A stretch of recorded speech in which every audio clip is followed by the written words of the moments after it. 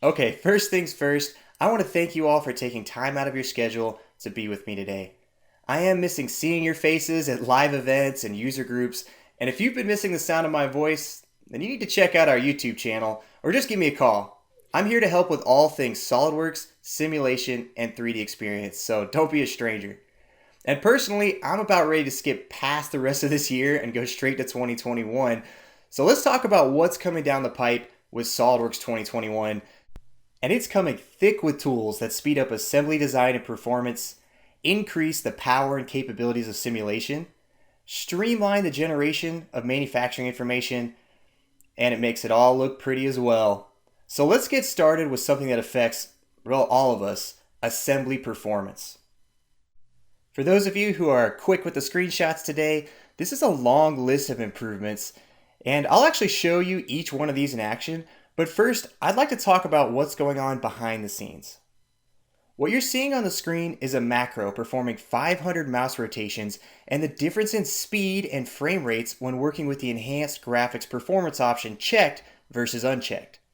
This system option was first introduced in SOLIDWORKS 2019, but it's now out of beta mode and it's enabled by default.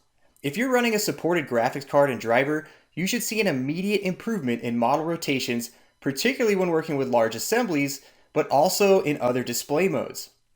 You might not know this, but previously calculating silhouette edges in hidden lines removed and hidden lines visible display styles was performed by the CPU. Yeah, this task is now handled by the GPU, and as you can imagine, this produces a huge increase in frame rates and rotation speed. Also under the hood is a technology called occlusion culling, which determines when part of the model is out of view and doesn't need to be rendered, only dedicating resources to the component once it is rotated into view, which is particularly powerful in larger assemblies. Now what you're seeing here is a developer build of SOLIDWORKS that has the technology paused so we can see what these initially out of view components look like in their culled state. This is very similar to how video game developers work with large environments by only rendering what is currently in view. But I don't personally program the software, I use the software, so let's flip over to SOLIDWORKS and take a look at some of the day-to-day. What I'm going to do is open the Square Robot top-level assembly in lightweight mode. When it comes to opening times, lightweight and resolve modes are improved, allowing me to open this roughly 2200 component in assembly in about 30 seconds. The larger the assembly, of course, the greater the gains you're going to see when opening lightweight. And like most performance gains, lightweight mode is faster because it only loads a subset of model data into RAM on open, retrieving the rest on an as-needed basis. This is convenient, but you have to remember to resolve assembly components to do certain tasks like routing. Well, in 2021, to improve working with lightweight components, there is a streamlined approach to accessing their assembly and feature information. Simply expanding a component from the feature manager tree will now dynamically load those components on demand, giving you access to the fully resolved subassembly or part. This prevents unnecessarily loading data into large assemblies, but also allows you to quickly access and resolve the components you're working on, and you're going to see similar performance improvements when it comes just to switching configurations and creating new ones. Now for any performance issues in an assembly or even a drawing, the performance evaluation tool within SOLIDWORKS is a huge resource when identifying those sources. One of the trickiest of those being circular references. In 2021, the performance evaluation tool provides an analysis and reporting of circular references within an assembly. In this case, two holes on two separate parts that have been found to reference one another. So I'm going to take that information and investigate a little deeper on what needs to be done to fix this circular reference. Let's isolate down to those components, two components I just found. And in this scenario, one of the components listed in the report contains a hole wizard feature where its location sketch has center points that are referencing the edges of adjacent holes in the next part over. It's pretty common, right? It locates them concentrically, and if I use display delete relations, we can see, indeed, there's those two concentric relationships. Well, there's no problem when you do this the first time, but let's take a look at the adjacent component. This also has a hole wizard feature in it, and again, we're going to see a sketch that contains center points to locate those holes. Using display delete relations again, I can see likewise this part is referencing edges of the previously interrogated holes. This is the definition of a circular reference, a circumstance where both features are trying to define the location of each other. To fix this, the best course of action would just be to remove the external references from one of those and redefine the location of that hole with dimensions to just one of the parts. Two of the best tools for avoiding the loading of unnecessary data are SpeedPacks and dfeature. Now, Silhouette dfeature was first introduced in 2019, and it allows you to create simplified representations of an assembly, usually for the protection of IP and proprietary information, but it's actually really good for performance. And while you use it, you do get a side-by-side view to show what your finished representation is going to look like, so there's no guesswork during this process. The methods you can use is to simplify stuff as simple as a bounding box, which I've just used here, or perhaps a cylindrical representation. You can group multiple components together so they come in one body or one representation, and you can add a little bit more detail as well as something like the polygon method. Here I'll enclose multiple into one body. That looks pretty good as a group. Or I could add a little bit more with a tight fit representation, say of these four bodies here, that I'll just group together. I find that I tend to use the tight fit representation the most, particularly for components like these clamps, which are probably commonly bought off the shelf, or maybe are just downloaded from McMaster-Carr and have unnecessary detail, but I still need the whole alignment location. And if you need 100% of the location, you can just use a straight copy geometry, hide that build history in your feature intelligence, but get the exact shape out. But what's particularly powerful here is the ability to save this simplified representation as a configuration within this same subassembly from which it was created. This shows up as a derived configuration, same place your flat pattern representations would be for sheet metal components, and it eliminates the need to manage a separate file that contains that simplified version if you're using this purely for performance reasons. That also becomes really nice when you start swapping it back into an assembly. Instead of having to replace a component and clean up mates, you could just go point to that configuration. And this is so similar to the way SpeedPacks works. Both options are just on a right-click menu to choose Use dfeature. Well, that was super easy. And in 2021, you're going to find that your day-to-day operations are easier and faster as well. Let's take something as simple as, say, making a coincident mate. I can do this from the flyout menus, the quick mates, but if you get into the property manager, you're going to notice that it now has a tabbed layout, making it easier to find the correct mate without having to expand menus. And how about my coincident mate that I put in all backwards? I'd like to flip the mate alignment. So I'll just dig down to it and use the right click menu. And notice how I did not encounter any issues with conflicting mates or any dialogues. This is thanks to a new system option which allows me to choose that I want conflicting mates to be automatically flipped, so I'm not cleaning up rebuild warnings or even answering software dialogues. And when making more advanced mate types like a slot mate type, you can choose the default type of position. I'll give you an example. I'm going to put this bolt that I just flipped around into the slot with the mate, and notice that it went right to the center. That's because selected as the default choice here, I have the option to center it up, leave it free to move around or distance along. I can even lock the rotation of it just like a concentric mate so I get a fully defined assembly. Now this default slot mate location is a document setting. It's found under mates, so make sure you save this into your assembly templates so you get these time-saving benefits. And when it comes to time savings, let's look at patterns, right? One click to get a large number of components in. In the past, SOLIDWORKS has always offered the flexibility to change the individual component instances in a pattern, but what if you need to change the configuration of many of them or all of them in there? Sometimes you got to go into the properties and go change each one. What we now have the ability to do is synchronize these configurations. Let's take a look at the property manager for this pattern. And it's a simple checkbox that allows me to synchronize the configurations of all component instances created by the pattern. This also helps me from inadvertently changing the configuration of any of these downstream components because I don't have a quick drop-down menu and it locks the option in the component properties. Of course, I still have the configuration option when it comes to seed components, which would automatically update all downstream instances. I think that's the point where I would pause for applause if we were all together this afternoon. I know it's going to save a ton of time. But let me get straight into interference detection, because we have now the option to save out the results of our interference detection into an Excel sheet. In fact, while I'm saving here, I've got a box checked to save thumbnails. So what you're seeing right now is SOLIDWORKS processing a zoomed in, isolated image of each one of those interferences. Now I'm able to send this out with an Excel sheet to pretty much anyone in the company, and they should be able to look at the design and see, okay, is this the type of interference that comes from an O-ring at its nominal dimension, a press fit piece of hardware, or do we actually need to make some kind of design change here before moving forward?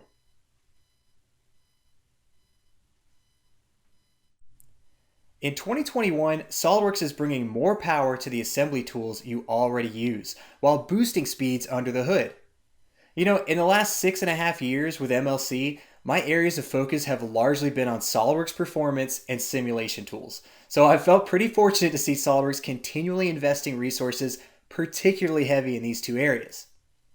When looking at the capabilities of simulation, you will again see both improvements to the ease of use of the tool set, as well as powerful behind-the-scenes performance gains.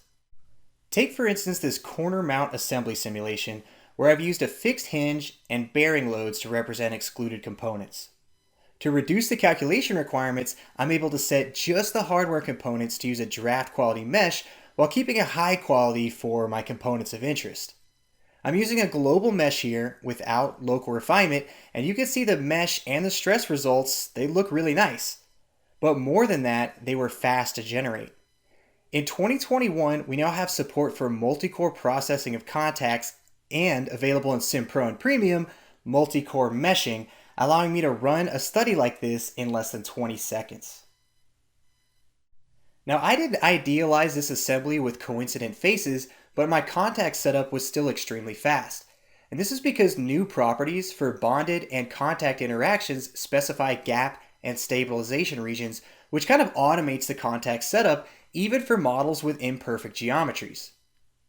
For example, with this new property, there's different clearances here between the bolt, the nut, and the plate, but they're automatically recognized, meaning I'm not troubleshooting a model as unstable message, or looking at this comparison here, retuning some inaccurate results where a contact wouldn't have even been picked up in the past due to that gap. The results and interactions are actually more accurate as well. For contact interactions with cylindrical, spherical, and conical geometries, correction factors are now integrated. And for bonded interactions, improved accuracy is also built in for incompatible meshes, a technology that's borrowed from Abacus. This enables faster and more complete meshing where interacting components can't easily share nodes. But if you're worried about the mesh, new tools to check the quality of a mesh are available. These poor elements here are automatically isolated, so they're easy to find, and there's even a mesh helper to use to further automate mesh refinement and local meshes if necessary. Of course, solver selection is important to speed, and so the automatic algorithm has been optimized to better account for a huge variety of variables so you get the best run for your specific computer and your specific setup. For you experienced users out there who have a favorite solver, you're actually going to recognize a terminology update that's throughout the interface, especially when it comes to component contacts, or what are now called interactions, to match up with just the conventional industry terminology. I just mentioned a technology borrowed from Abacus, the ability to have accurate bonded contact calculations in areas with an incompatible mesh. This is because Dassault Systems owns both Abacus and SOLIDWORKS, and we're simply benefiting from the technology share. If high-end tools like Abacus pique your interest, you should be aware that there is an avenue to take your SOLIDWORKS simulations to this level through the 3D experience. By now, I'm sure you've heard of the 3D experience. It's not the Jimi Hendrix experience, and unlike the Joe Rogan experience, the best place to check it out is on our YouTube channel, where I've recorded a 15-minute video over this and other platform tools. I'm talking about a range of mesh element types, automatic contact detection, the Abacus nonlinear and explicit dynamic solvers, and the power of cloud computing. So please subscribe to my YouTube channel. We've got the username MLC CAD Systems. Of course, finite element analyses aren't the only simulations we run. I actually spend much more of my time with flow simulation.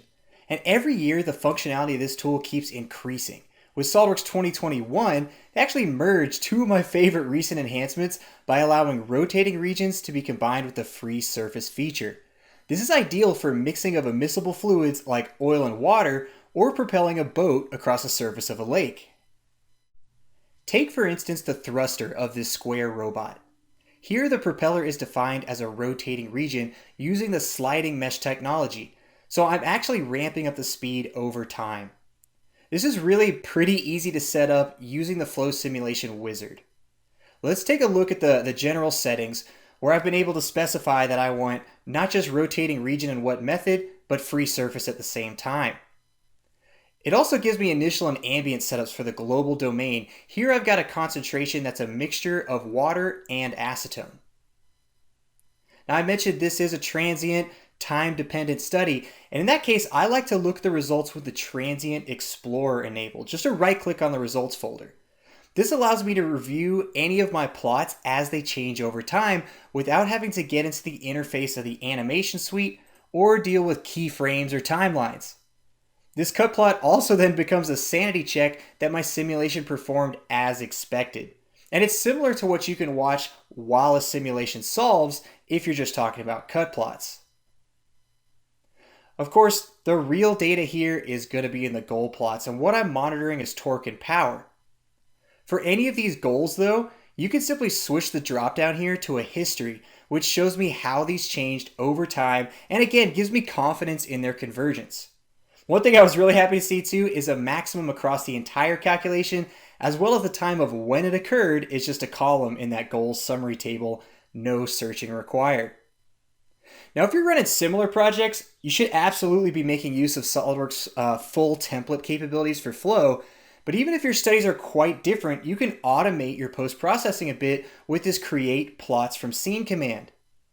Let me show you how this works.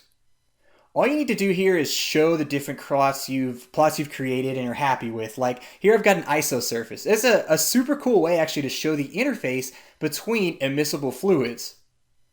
I've got a few other surface plots and cut plots that are pretty standard, so I'll just show all of those, and then a right click on the result folder gives you access to the create scene template and captures all of these plots and their setup for use in any other study. Now, a real common application for flow simulation is actually in heat transfer, particularly for electronics components. This vehicle here uses multiple batteries inside an enclosure. The idea of the design is that the enclosure itself can act as a heat sink. What I need to know is exactly how is the heat moving around from component to component or one place to another, and the flux plot gives me a graphical interface so I can easily understand where the heat's coming from and where it's going. And in 2021, you can group all items by type so you can really quickly check the energy balance of your simulation and get yet another indication that your study has fully converged. Now, if I'm working with a mixed internal and external domain, I'm likely to crop plots down to a smaller region, such as creating a flow trajectory here, but just one that shows the internals of the battery compartment. And while this may sound small to you, it's actually a huge time saver to me. When cutting down to a crop plot, I want to reset the color legend, and I simply have buttons for the automatic max and mins that pertain just to this crop region, so the colors of my plot make intuitive sense to everyone involved. And I've got another one button time saver for you. If you're making an equation goal to do something like obtain the max temp across all the batteries, the equation calculator now includes buttons for min, max, and average that can be applied to multiple goals in one click. Finally, if you find yourself performing manual post-processing of results in Excel, especially with something changing over time like this, you need to check out custom visualization parameters. In 2021, custom visualization parameters can now depend on other custom visualization parameters. Like in this scenario, I'm using the Magnus formula for calculation of dew point. And since I have the setup items in the engineering database, they're ready to use in all of my other projects as well, past or future. Guys, I'm always floored by flow simulation. I think it's the easiest tool to use in the entire simulation suite, and it makes the coolest outputs. But I do have some coworkers that disagree with me, and this year they're getting closer to being right when it comes to SOLIDWORKS plastics. That's because in 2021, amongst the performance and functional improvements, the interface and order of operations update makes things way more approachable. Now, SOLIDWORKS Plastics is all about the injection molding process itself, and whether you're an injection molder, a mold maker, or just designing plastic parts, SOLIDWORKS Plastics can help you avoid manufacturing defects and make better quality parts in less time.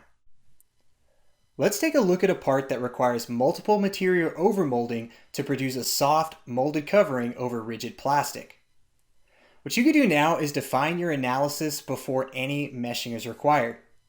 This starts by selecting materials for each injection process, and in 2021 there are over 300 new materials added to an already enormous material database. You can make your own custom materials, but searching by family or by company here, you're probably going to find what you need. And for this first injection of the part, I'm going to use one of the new ABS materials from BASF, and that's for the main body. On the second body, I'm going to use that thermoplastic for the soft protective cover and just grab that from the recently used list.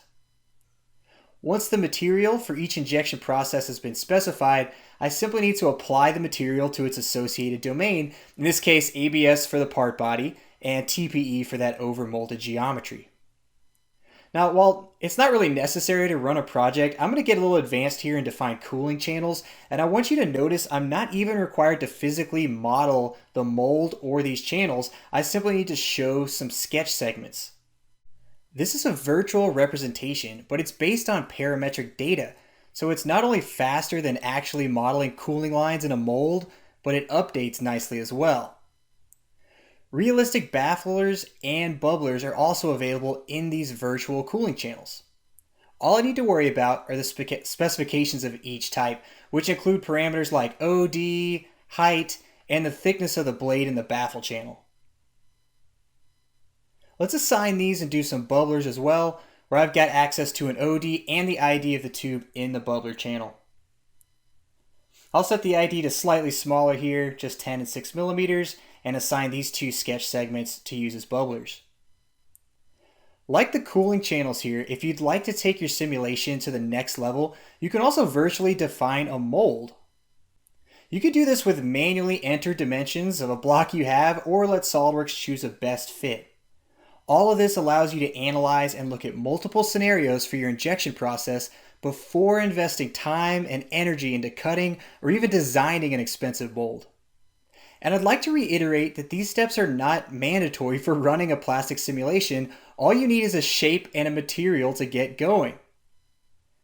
Now, as I finish this setup, I want to emphasize that all of these steps I'm taking, these materials I'm assigning, they're all done prior to meshing or solving, and each one is applied to the actual part geometry or sketches and reference geometry. By referencing the geometry instead of the mesh, all processing time is saved for the end and greatly expedites setup, as well as allowing for automatic updates when your model or your sketches change, or just configuration specific.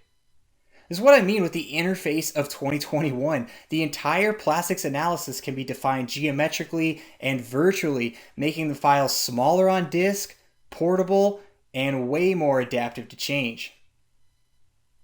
I'm going to finish up here with directions of the coolant. I've also specified that I'm just using water inside of these cooling lines. Maybe I'd also like to check the direction of my clamp force to make sure those directions of calculations come out correctly. Yeah, top plane, it guessed correctly by default. And I have actually meshed and solved this ahead of time. So I'm going to flip into meshing here. So you can see the one I've created with a cut plot. And you should immediately see the benefit of these improved baffles and bubblers that I defined earlier. They're now fully meshed and really modeled appropriately here, even though I just used sketch lines, meaning we get more accurate simulation cooling results without the need to fully model a complicated mold with cooling channels and air vents and lifters and special inserts and all that good stuff. Now let's flip over to the results. This did take a little time to solve, especially if you're into higher level cooling and warping. So I've solved them ahead of time, and I just want to look at the flow and pack cycles here. What you're going to see is my fill time animation. It shows both the race tracking of my ABS material as well as the new multi-material overmold flashing in here at the end. And without even getting into those more advanced outputs of cooling and warpage, the standard results for any plastic simulation, like the pressure at the end of fill, or the estimation of short shots, even just the location of weld lines and air traps, that should be accessible to any plastic part designer. And with SOLIDWORKS Plastics, it's right at your fingertips. Just like most SOLIDWORKS products, Plastics comes in a standard, pro, and premium tiered structure, and there's a flavor for the most advanced user down to a designer who's just looking to take a 3D printed prototype into mass production. If you want to be confident that you're going to get defect-free parts that can be easily manufactured, this should absolutely be in your toolbox. And the big difference here when talking about SOLIDWORKS Plastics is that it's a simulation of the manufacturing process itself.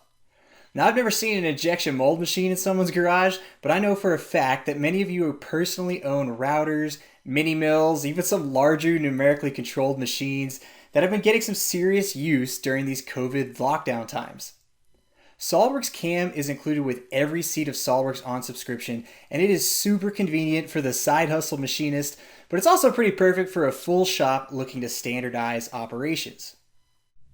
Returning to the thruster assembly for the square robot, I've got a program set up for this flat plate mounting bracket. Now, the default stock bounding box fits perfectly here to the finished part. However, 2021 allows a predefined bounding box, giving me the ability to represent any stock material I want. I can even save, update, and share the stock through the technology database, even classifying stock size based on material. And with automatic feature recognition, an initial strategy is generated without any further input. The simulation of the toolpath that SOLIDWORKS came up with on its own looks pretty good, but let's take a deeper look at one of the drill operations. 2021 adds some advanced options to these operations, so you can define PEC parameters with respect to tool diameter or flute length. You've also got control over any individual point-to-point operations. Now, since my drill operation now has some custom setup, I'm going to save these settings into the technology database. This makes sure I'm never making the same clicks twice, but anything I customize here can be shared across the network, from tooling to individual operation parameters, so now everyone in the shop is going to be using my techniques. And this is SOLIDWORKS we're talking about, so what if you need to make a change to the design or fundamental level, like say using a larger piece of stock here, or I don't know, even switching to like some 8-inch round stock. When you do this in 2021, a prompt for rebuild is presented. This is really nice because everything from my coordinate system feature to the thread operation needed to rebuild, and I'm immediately aware of exactly what's updating in my program, preventing some potential costly mistakes or crashes. And when it comes time to post this code, a default post folder keeps things streamlined when working between multiple machines or when folder locations are changing over updates so you get new computer hardware. And of course, that location is also saved into the technology database for standardization across all machines. With my technology database customized, all I need to do is pick my stock, recognize features, and I'm ready to post.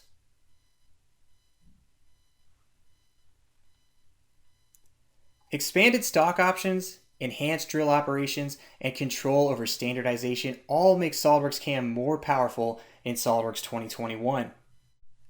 And how about communicating product manufacturing information with someone outside of your company? A preferred deliverable by the US Department of Defense, and honestly just a great technique for adding clarity to your prints, SOLIDWORKS MBD provides an integrated alternative to creating 2D drawings by organizing and publishing 3D manufacturing information into industry standard formats.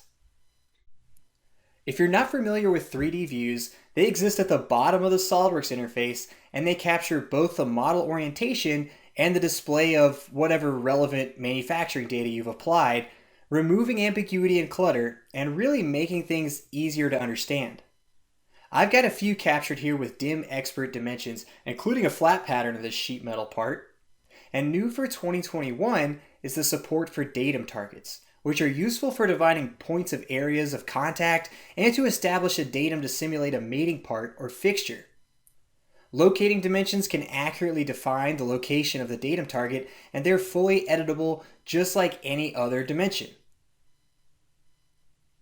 Let me show you how these work by setting up a new one. I'm going to set up a new datum target just on the far end of this sheet metal part. Now the first selection I make establishes the datum reference framework. In this case, that's just going to be datum A. The second selection, or the second click, places the target and its balloon.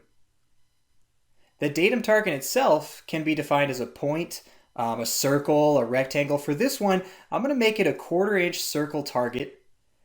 And locating dimensions can also be applied to this to define its position. For this target, I'm going to make this 1 inch from the far end. And to fully define, I'll need another dimension. I'm going to make this over to datum B. So I'll rotate the view a little bit and add just maybe 1 3/4 inches here. And that gets my datum target fully defined. Now earlier I mentioned flat patterns in 3D views. These have actually been available in the past, including your bend tables and bend notes in the 3D view. But now all of this table information that you would want shown with your flat pattern can also be exported out to the 3D PDF. My view looks pretty good. It's got the table on it as well. So just like a bill of materials, I want that table included on my 3D PDF.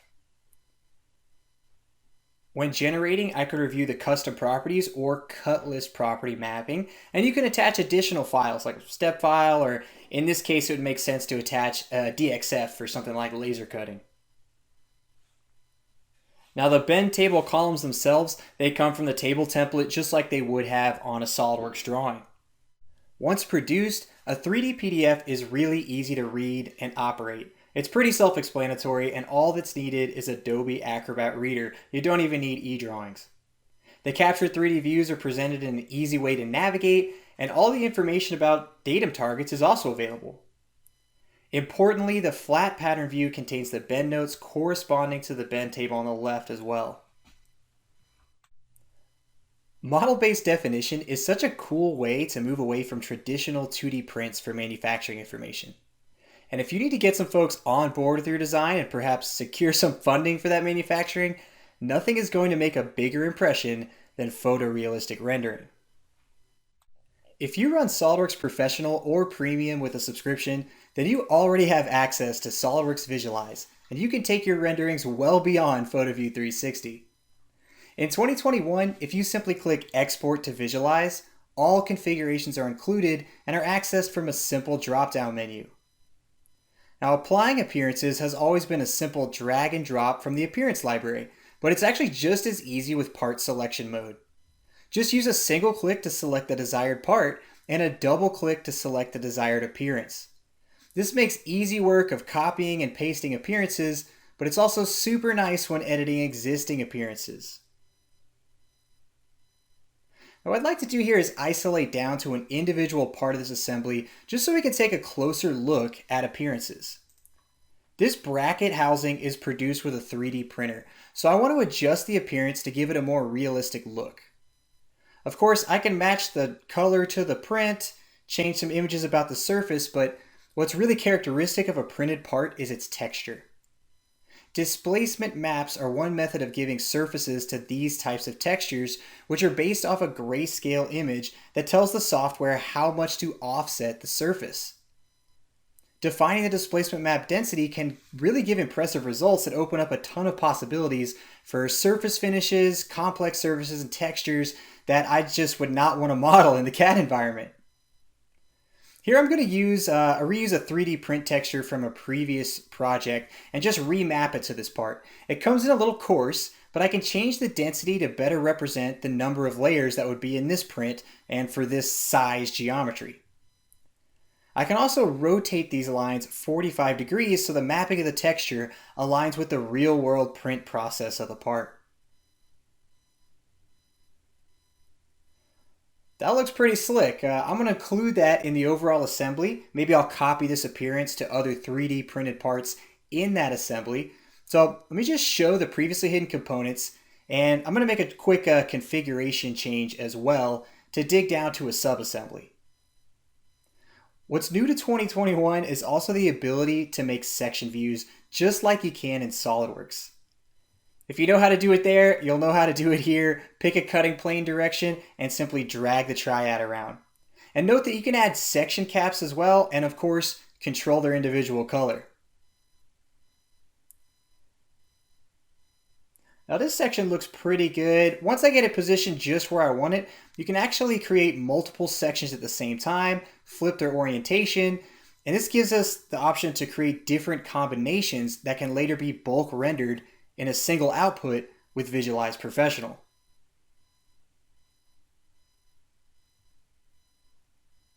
There we go, that looks pretty slick. And I just mentioned Visualize Professional, and since I'm getting into it, let me show you a camera filter that's going to be particularly interested to those of you Borderlands 3 players. I think you'll recognize this right away. It's called a Toon camera filter. The intention here is to give something an artistic or conceptual sketch look to the design. You'll see it does this right away, but there's a handful of presets we could play in addition to just going into this cartoon Borderlands 3 type environment. White on black looks pretty nice, or I like to use the inverse of this, the black on white, which looks particularly good with shading. In fact, one of the best shading types here is just the ambient occlusion preset. But of course, all of these are customizable. You don't just have to stick in the way of the presets, though. They're really great out of the box. I'll do a little bit more customization here, make this my own. Let's add some blue color to the outlines. And at this point, I'm capturing two views that I want to final render. Well, actually, I want much more than that. You've probably noticed too, there's some real-time rendering going on in my viewport, but once I've captured a few views and it comes time for the final rendering outputs, nothing beats the speed of Visualize's hybrid rendering engine, that's CPU and GPU engine, plus you can couple this with their AI denoiser, which will give you a 10x increase in speed. Not to mention the convenience of choosing all rendering layers here in one output, so I don't need to set an individual one up for things like alpha, beauty, ambient occlusion. I can just get them all out at once. Man, these visuals look pretty wild, and they're almost all out-of-the-box presets. I really didn't even get into combining computational resources with Visualize Boost, animations, or virtual reality outputs, all which are possible here with Visualize Professional, because, well, just like when we do these events in person, I have gone well over my time. So once again, I want to thank you for your time, and of course, I'm here to help answer any questions you have.